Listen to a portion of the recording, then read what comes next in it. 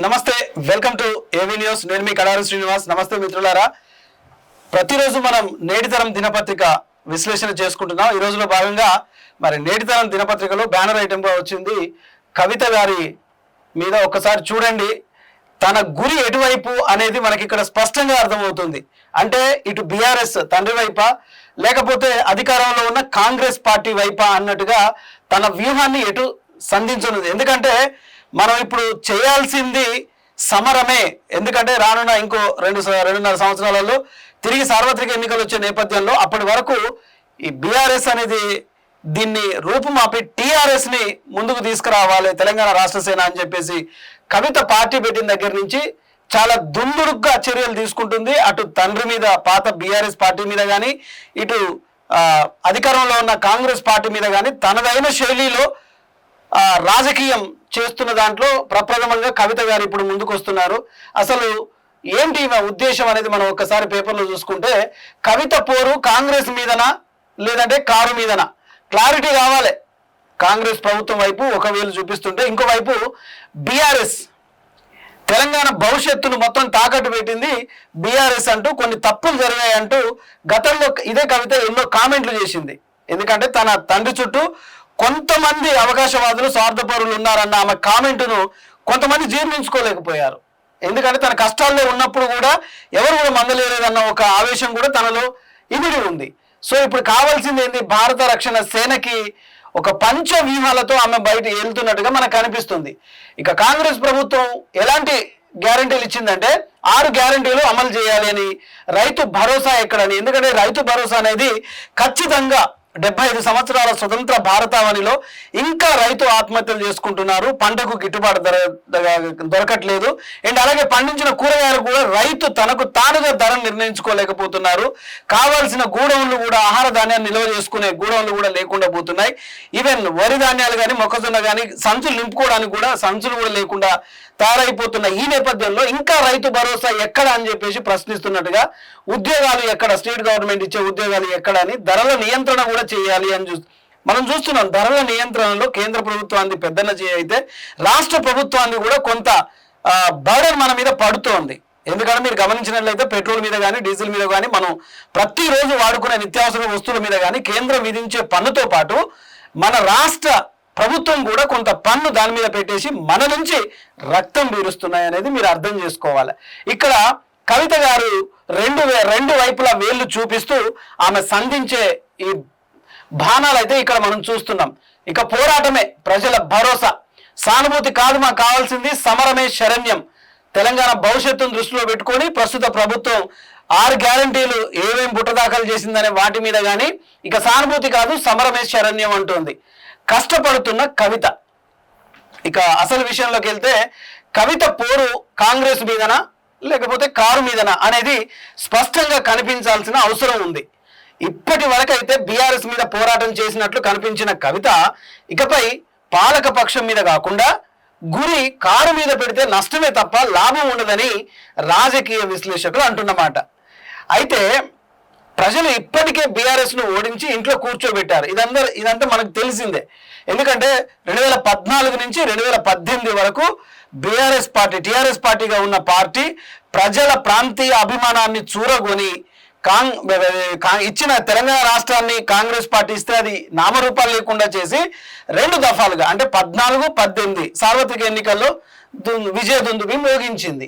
అయితే ఆ తర్వాత 2018 తర్వాత మళ్ళా అధికారాన్ని కోల్పోయింది, ఇంట్లో కూర్చోబెట్టింది అది తెలంగాణ ప్రజలే.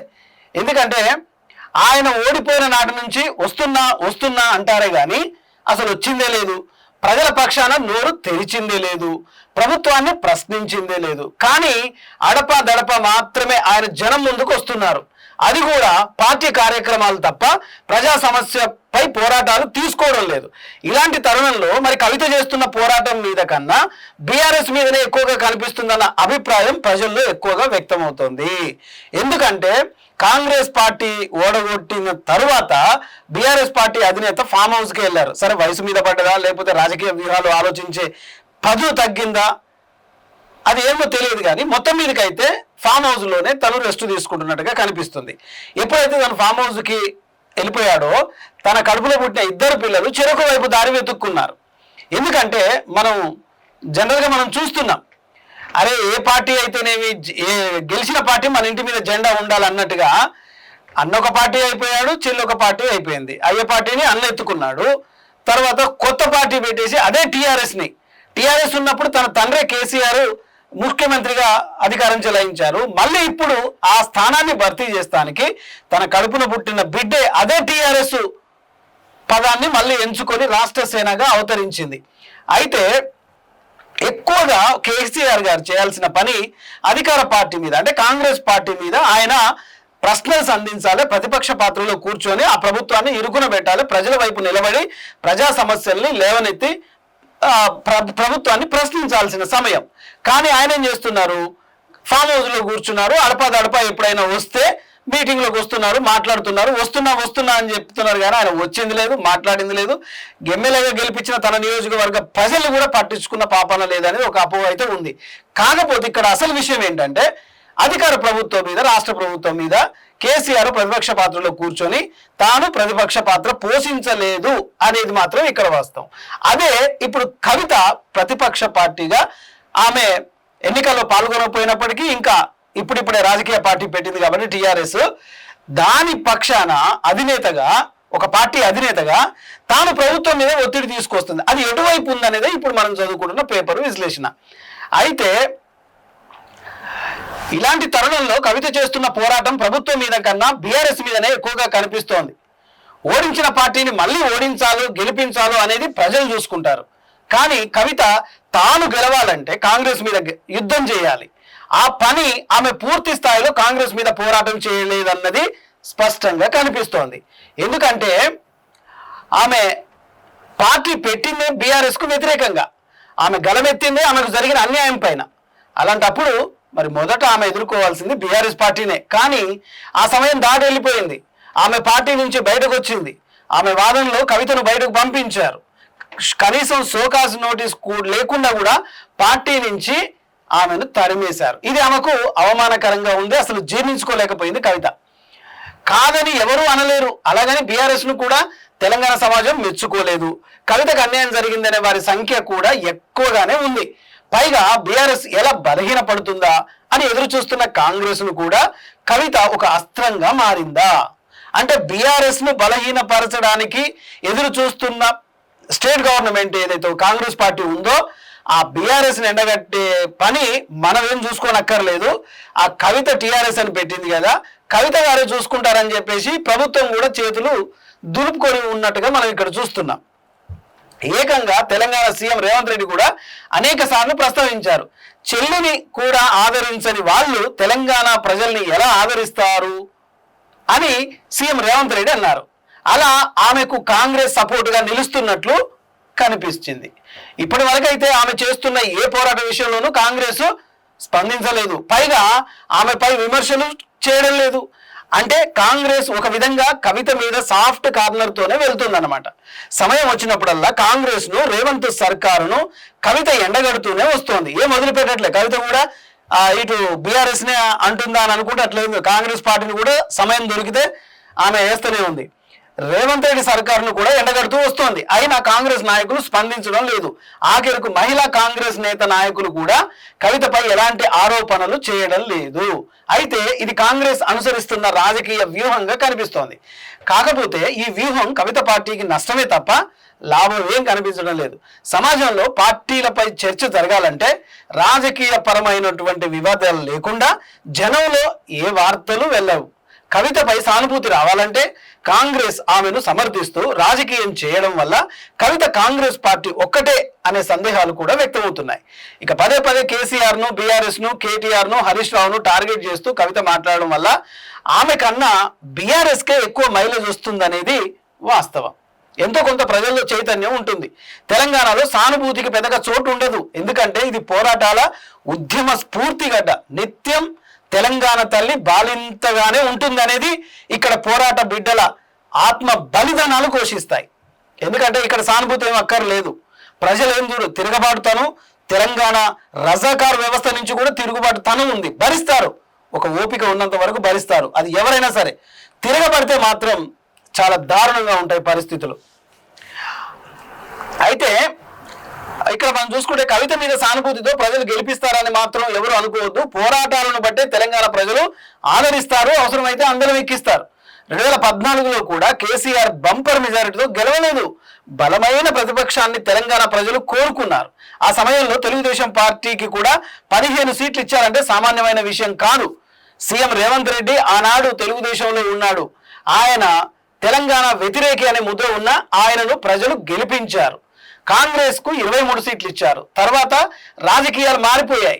గత ఎన్నికల్లో కాంగ్రెస్ పార్టీ గెలిచినా అది సానుభూతితో కాదు, కేవలం సీఎం రేవంత్ రెడ్డి చేసిన పోరాటాన్ని నమ్మే ప్రజలు కాంగ్రెస్ పార్టీని గెలిపించుకున్నారు. ఎందుకంటే కేసీఆర్ అధికారంలో ఉన్నప్పుడు రేవంత్ రెడ్డి పిసిసి అధ్యక్షుడిగా ఉంటూ తన బలాన్ని, ప్రతిపక్ష పాత్రని బలంగా పోషించాడు కాబట్టి ప్రజలు ఆయనను నమ్మినట్టుగా మనం ఇక్కడ చూస్తున్నాం. ఎన్నికల్లో ఆకర్షణీయమైన 6 గ్యారంటీలు కూడా ఇచ్చారు. కాంగ్రెస్ ఒకసారి మాటిస్తే నిలబెట్టుకుంటుందన్న నమ్మకాన్ని కూడా ప్రజల్లోకి బలంగా తీసుకెళ్లారు రేవంత్ రెడ్డి. అలా జనం కాంగ్రెస్ ను ఆదరించారు. ఇప్పుడు కవిత కూడా పోరాటాన్ని నమ్ముకుంటేనే గెలుస్తుంది. సానుభూతి కోసం ఆశపడితే దోష తిరగబడుతుంది. ప్రభుత్వంపై యుద్ధం చేయకపోతే మొదటికే మోసం వస్తుంది. కేవలం బీఆర్ఎస్ బీజేపీలను మాత్రమే టార్గెట్ చేస్తే సరిపోదు. కాంగ్రెస్ మీద యుద్ధం చేయకపోతే అధికారంలోకి రారు. తెలంగాణ రక్షణ సేన అనే పేరుతో నిలుపుకోవాలంటే తెలంగాణ సమస్యలపై సమర నినాదం మోగించాలి. పాంచజన్యం ప్రజలకు అందాలంటే, కవిత కోరిక నెరవేరాలంటే పోరాటం ఉధృతం చేయాలి. తెలంగాణ ప్రజలకు కవిత ఒక భరోసాను కల్పించాలి. కాకపోతే పోరు ఎవరి మీద అనేది క్లారిటీ తెచ్చుకోవాలి. ప్రతిపక్ష బీఆర్ఎస్ మీదనే కవిత పోరాటం ఇంకా సరైంది కాదని నిర్ణయించుకోవాలి. పాలక పక్షం మీద పోరాటం చేయకపోతే కవితను జనం కూడా నమ్మరు. ఎందుకంటే అధికారం ఎవరికైతే ఉందో పాలక పక్షం మీద కవిత గారు పోరాటం చేయకపోతే తన తండ్రి పోషించిన పాత్రను తిరిగి ఉధృతాన్ని తీసుకురాకపోతే ప్రజలు కవిత గారిని నమ్మే అవకాశం లేదు. అలాగే తమిళనాడు తరహా పొత్తులకు కవిత వేదిక అవుతుందా అనే అనుమానాలు కూడా వస్తున్నాయి. కవిత సీఎం కావాలంటే కాంగ్రెస్ మీద పోరుతోనే సాధ్యమవుతుంది. తెలంగాణలో సానుభూతి రాజకీయాలకు అసలు చోటు లేదు, తావు లేదు. తెలంగాణ రాష్ట్రం సాధించిన కేసీఆర్ మీద, ఆయన మీద కూడా 2014 సానుభూతి కనిపించలేదు. తూతూ మంత్రంగానే గెలిపించారు. అప్పుడు తెలుగుదేశం పార్టీకి ఇచ్చారు, కాంగ్రెస్ పార్టీకి సీట్లు ఇచ్చారు ప్రజలు. తెలంగాణ ఇచ్చిన కాంగ్రెస్ కు ఆ ఎన్నికల్లో సానుభూతి దక్కలేదు. 2023లో కూడా కాంగ్రెస్ మీద సానుభూతితో ప్రజలు గెలిపించలేదు. సీఎం రేవంత్ రెడ్డి 3 ఏళ్ల పాటు సాగించిన పోరు సమ్మెను గెలిపించారు. ఆకర్షణీయమైన 6 గ్యారంటీలు దక్కుతాయన్న నమ్మకంతో కూడా గెలిపించారు. ప్రశ్నించే గొంతు సీఎం రేవంత్ రెడ్డి అయితే 6 గ్యారంటీలు అమలవుతాయన్న విశ్వాసంతోనే గెలిపించారు. కవిత కూడా ప్రజా పోరాటాలను నమ్ముకుంటే గెలుస్తారు. ఈ 2 ఏళ్ల పాటు ప్రభుత్వాన్ని టార్గెట్ చేస్తేనే కవితను కూడా ఆదరిస్తారు. సో మనకి ఇక్కడ తెలుసుకోవాల్సింది ఏంటంటే, కవితమ్మ ఖచ్చితంగా పోరాటాన్ని సాగిస్తే తప్ప ఆమె గెలిసే ఉద్దేశం లేదనేది మనకి ఇక్కడ అర్థమవుతుంది. సో మొత్తానికి కవిత గారు పోరాటం చేయండి తప్ప సానుభూతి పరంగా అనుకుంటే మాత్రం ఆమె అధికారంలోకి కానీ సీఎం అయ్యే అవకాశాలు కూడా తక్కువ. 2014లో తన తండ్రి ఉద్యమ నాయకుడిగా కేసీఆర్ ఏదైతే ఆ పీఠం ఎత్తుకున్నాడో అదే పోరును, అదే పోరుబాటను కవిత గారు కూడా తెలంగాణలో పాలక పక్షంపై సంధిస్తే తప్ప తాను అధికారంలోకి రావడమే కాకుండా సీఎం అయ్యే అవకాశాలు కూడా ఉంటాయి. ఎందుకు అనంటే పాలక పక్షం మీదనే సీఎం రేవంత్ రెడ్డి ప్రశ్నించే గొంతుగా ఆయన పోరాటం చేశాడు కాబట్టి. అంటే తెలంగాణ 2014 ఎన్నికల్లో కూడా ఇదే రేవంత్ రెడ్డి తెలుగుదేశం పార్టీలో ఉండి ఎమ్మెల్యేగా గెలిచాడు. అంటే ఇక్కడ పోరాటం చేసిన వారి మీదనే ప్రజలు ఎక్కువగా నమ్ముకుంటారు తప్ప సానుభూతి చూపించి నేను కేసీఆర్ బిడ్డను, నేను జైలుకు పోయినా, నేను ఆగమైనా అంటే మాత్రం ఇది సానుభూతికి నిలయమైన అడ్డ కాదు. తెలంగాణ ఉద్యమాల పోరు గడ్డ ఇది. ఆత్మ బలిదానాల మీద, స్వయం కృషి మీద నిలబడ్డ గడ్డ ఇది. ఎందుకంటే ఇక్కడ ఉద్యమ పునాదుల మీద ఈ రాష్ట్రం నిర్మించబడింది. 29 రాష్ట్రాలలో ప్రత్యేకమైన రాష్ట్రం తెలంగాణ రాష్ట్రం.